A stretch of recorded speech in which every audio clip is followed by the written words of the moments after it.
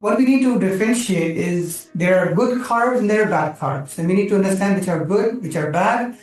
And also, it's not just about quality, it's also about quantity. You could be having too much or you could be having way too much. And so we need to understand the right quantity as well. So the first step of maintaining good sugar levels is understanding the glycemic index and glycemic load of food. Okay. So glycemic index and glycemic load. So what is glycemic index? It's a marker of how fast your sugar spikes up after eating carbohydrates. It's a marker of speed. It's a marker of quality. So if your sugar spikes up really fast, that's a low quality carb. If the sugar spikes up slowly, then that's a high quality carb. So that's a marker of quality.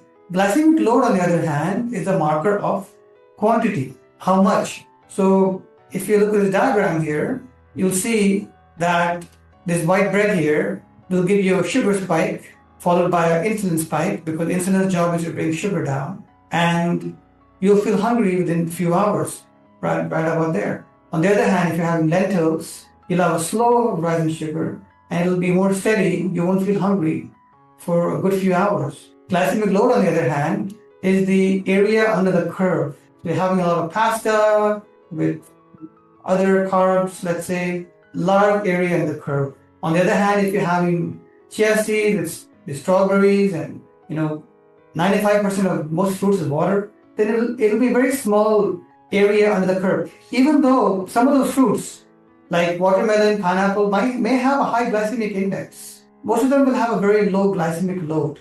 So if you look at the quality of a carbohydrate, you need to look at not just glycemic index, you need to look at both glycemic index and glycemic load in totality. So we put them into three categories.